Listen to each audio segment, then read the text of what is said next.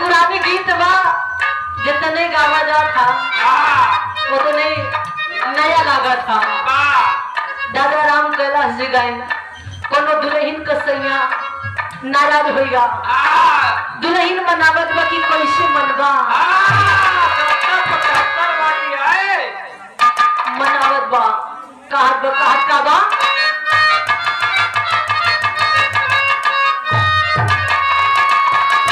राजा हो तो है कैसे मनाई राजा हो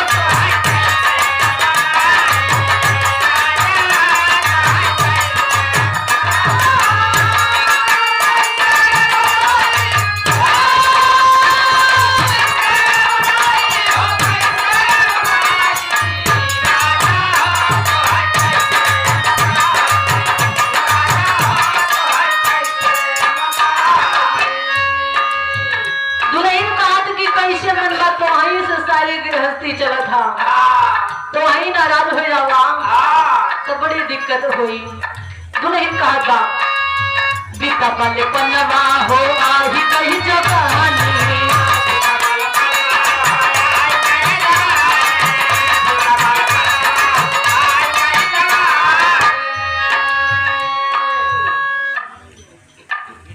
आप श्री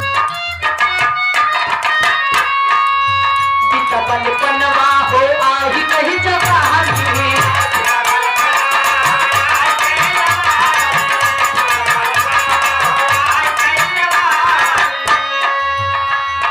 रही रही के रही रही के रही रही के रही रही के ही राम में मदना सताई रही रही के ही राम में मदना सताई। आप भैया गौरी रही रही के ही राम में मदना सताई रही रही के ही राम में मदना सताई दुल्हा हो तो है कैसे मनाई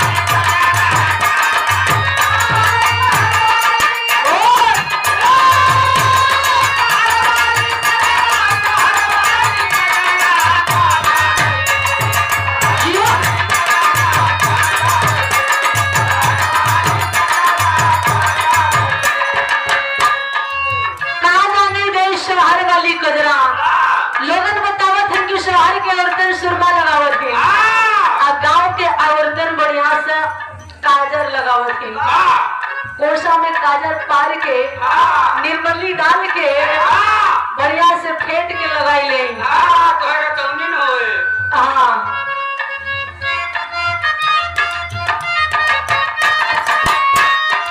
आन के बलमुआ का पेड़ा निकाली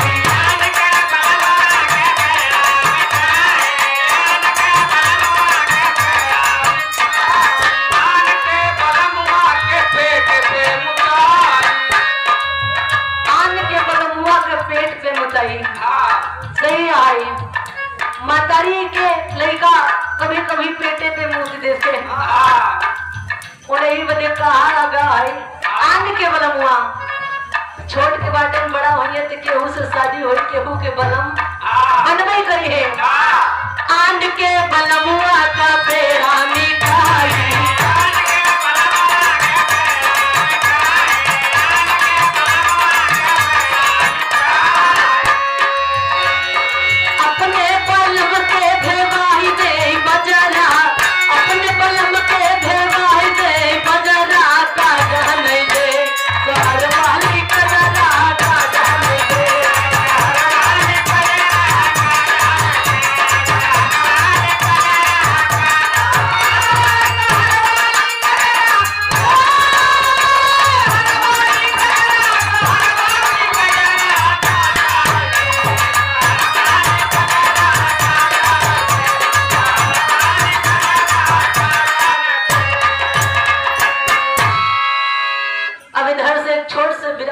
प्रसंग जैसे बढ़िया से मन लगाई के बैठा है, आधी रात तबीयत चुकी बा, आधी और बाकी बा। बढ़िया से मन लगाई के बिरहा सुनिए तो बिरहा में आनंद जरूर आई, ये हमारी उम्मीद है। मास्टर साहब अहंकार में कहना है,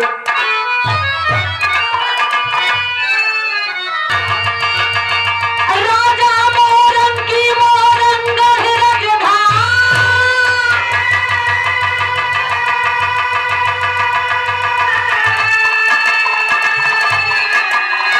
इन्हीं की सुनिए अमर कहानी,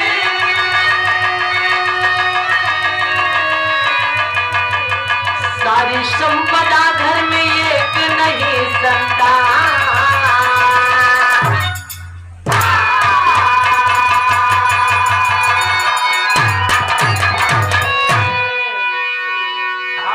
बाबूजी आप सबके सामने एक पौराणिक दास्तान पेश है। राजा मोरंग बड़े धर्मात्मा राजा थे, उनकी राजधानी मोरंगढ़ थी।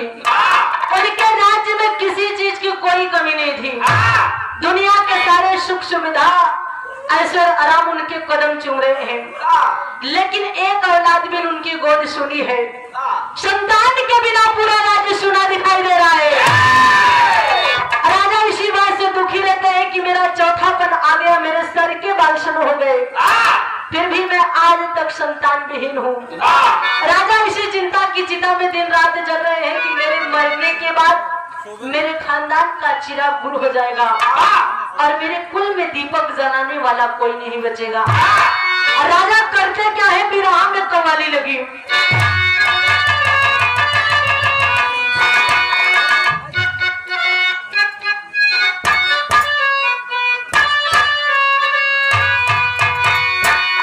देखा कोनो प्रेमी अपने प्रेमिका के समझावत बा, कोनो आशिक अपने माशुका के समझावत बा, कोनो बुढ़वा बुढ़िया के समझावत कोनो बुढ़वा बुढ़िया के समझावत बा।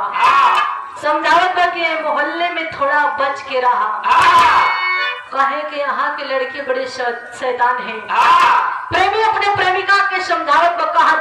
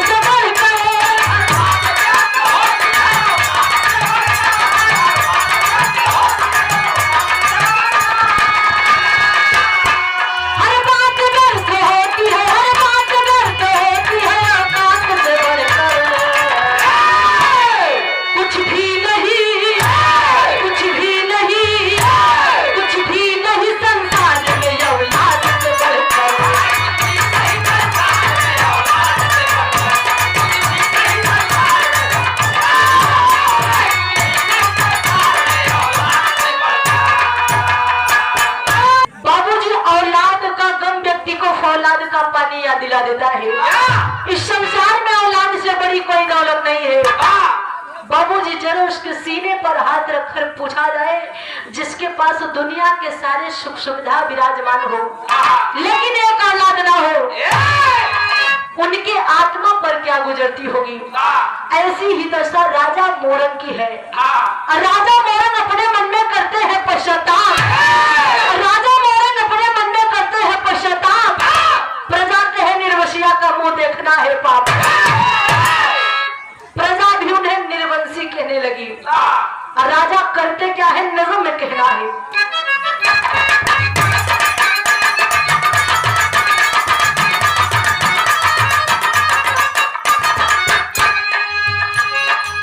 राजमहल में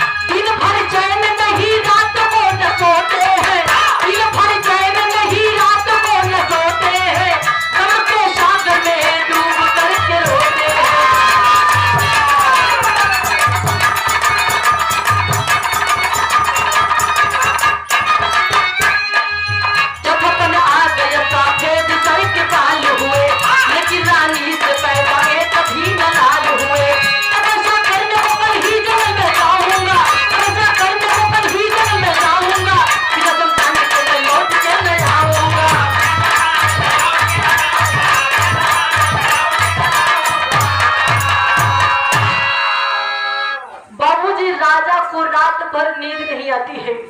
राजा निर्णय लेते हैं, कल सुबह राजधानी छोड़कर मैं जंगल में तपस्या करने चला जाऊंगा। ऐसे राज्य में रहने से क्या फायदा जहाँ की प्रजा राजा को ही निर्वंशी कहे। बाबूजी सुना, सुबह होने के बाद राजा खजाने की चाबी मंत्री को सौंप कर रानी से पुत्र प्राप्ति के लिए जंगल में जाकर तपस्या करने की सहमति लेते हैं। उसके बाद राजा जोगिया बाना रमाकर हाथ में कमंडल लेकर जंगल की ओर चल देते हैं। बिरहा में एक लाइन तरज लगी मास्टर,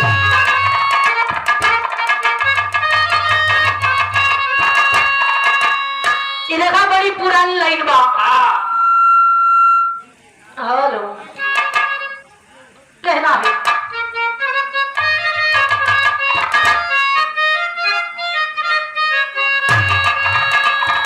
पिया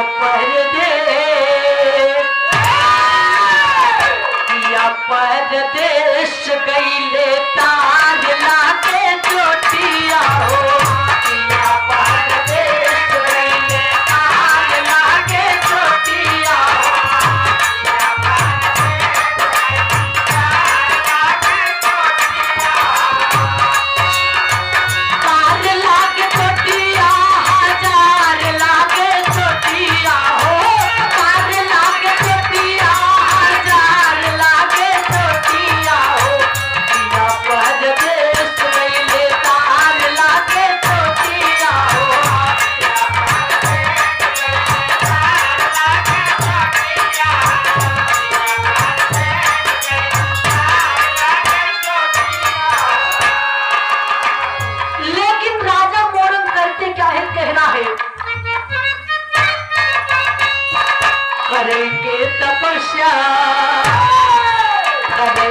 तपस्या राजा आए दिया बनावा हो।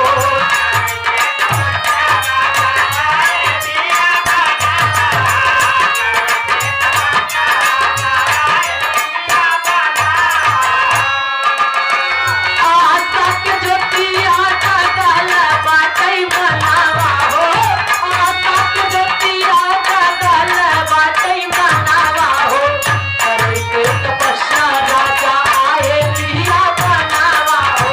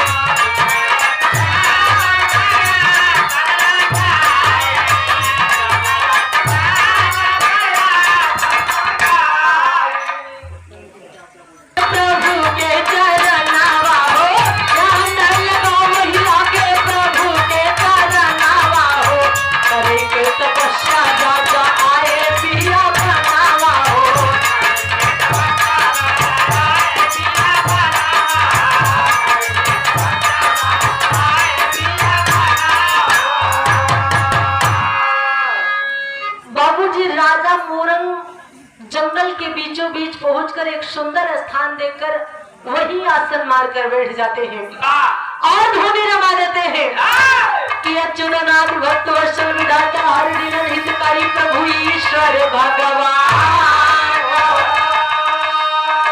गोविंद दयालुनाथ अखंड अजित जन्माय अनंत शक्तिमान ओम नमो भगवते वासुदेवाय नमः ओम नमो भगवते वासुदेवाय नमः। बस बाबूजी द्वादश मंत्र का जाप शुरू कर देते हैं।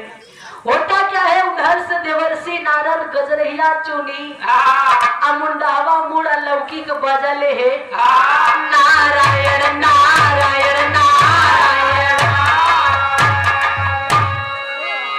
करते हुए उसी रास्ते से जा रहे थे। जब उनकी निगाह राजा मोरंग पर पड़ती है तो चौंक जाते हैं।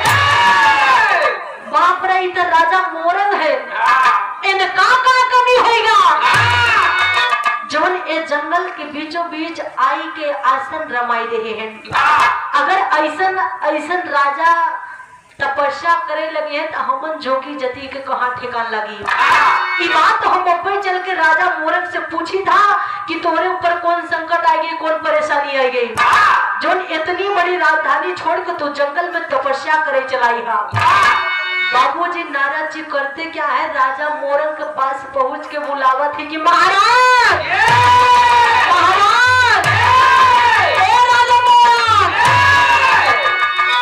महाराज तो द्वादश मंत्र के जाप में लीन है। जब राजा नहीं बोला थे तब नारद जी राजा मोरंग का मुड़िया पकड़ कर झकझोर देते, राजा चौंक कर आँख खोल लेते हैं। सामने देखते हैं देवर्षि नारद खड़े हैं। देवर्षि को देखकर राजा मोरंग प्रणाम करते हैं कि देवर्षि नारद के चरणों में हमारा प्रणाम स्वीकार हो। नारद जी राजा मोरंग का आशीर्वाद दे के पूछा थे कि हाँ गीत लगी मास्टर।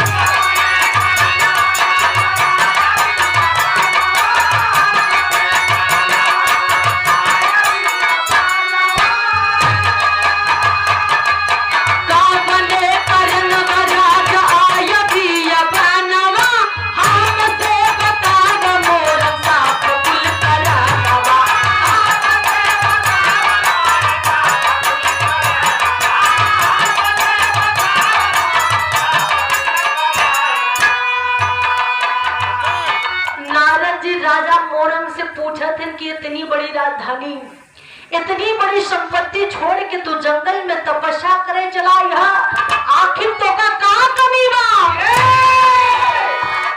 राजा मोरंग कहा थे नारद आप अंतर्यामी हैं, आप सब कुछ जाना थे फिर भी पूछता है तो सुना।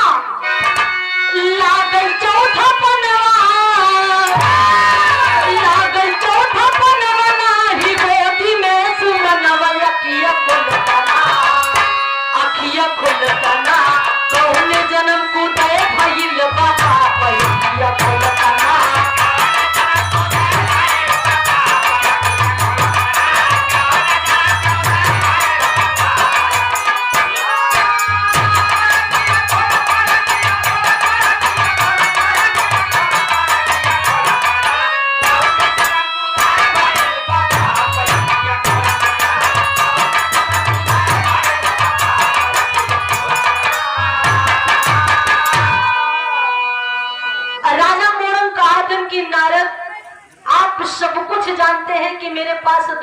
धन्य सुख वैभव ऐश्वर्य राम किसी चीज की कोई कमी नहीं है। कमी है तो सिर्फ एक औलाद की। देवर्षि हम एक लड़का बदे तपस्या करे चला रहे।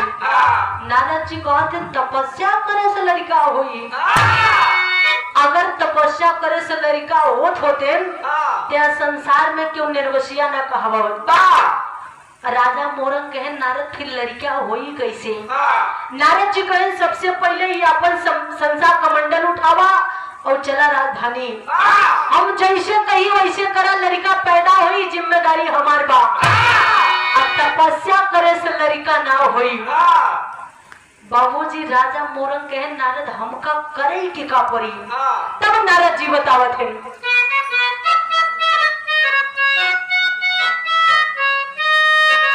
नारद जी बोलई लागे मोरंग के सामन कहे बतियाली हमर गाठिया।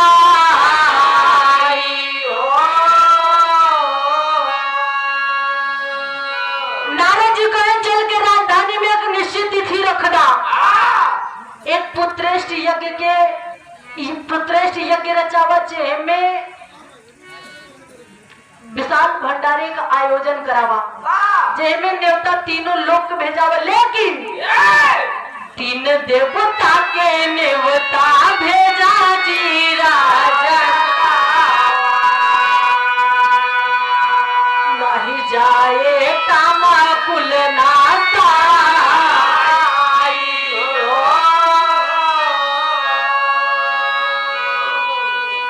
नारद जी कहे न्योता तीनों लोक में भेजावा लेकिन तीन देवता का न्योता जिन भेजा।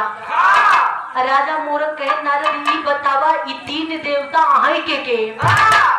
तब नारद जी गिनावत हैं ब्रह्माए विष्णुदेव शंकर तीन। राजा मोरंग कहे नारद ये बतावा तू कब से शंका है तो तीन तो आदि देवता है। ब्रह्मा सृष्टि बनावत है पालनहार विष्णु संहार करता शंकर जी। ये तीनों जने के न्योता ना दे तो लड़का होई कैसे। नारद जी कहा यह तीन ताइबदार है अगर इनका न्योता दिया तो लड़का से भेंट ना होई। राजा मोरंग कहे हमका लड़का चाहिए चाहे न्योता देह से मिले चाहे ना देह से। जैसे कहना हम वैसे करवई। बाबूजी राजा मोरंग चल के राज दरबार में राज दरबारियों मंत्रियों तथा कुलगुरु को बुलाकर सभा करते हैं। सभा में पुत्रेष्ठ यज्ञ की तिथि निर्धारित करके भंडारे का निमंत्रण बंटवाना शुरू कर देते हैं। भंडारे के दिन पूरी छमेला जगह जगह कड़ाही चढ़ी गई। न्योता तीनों लोक में बटावा अजम के पूरी छनदवा। अब बाबूजी पूरी के महक धीरे धीरे ब्रह्मलोक तक पहुंच गई। बाबूजी आप लोगन बुरा ना बनी है यहाँ से कि पूरी के मामले में बभने मुकरा कुछ ज्यादा जबर होता। ये पूरी के महक जब ब्रह्मा जी के नुकुरा में पहुंची तो बेधैला। ब्रह्मा जी सोचते हैं कितनी बढ़िया पूरी मृत्युलोक में राजा मोरंग खिए छनत बा लेकिन न्योतवा ही नहीं मिलावा। आई पूरी हम खाव जरूर। ब्रह्मा जी सोचन हमका तो न्योता नहीं मिलब लेकिन भैया विष्णु जरूर मिला हुई। यहाँ से कि ठाकुर देवता का पहले भोग लगा था। एक भाई के न्योता में एक भाई जा सका था।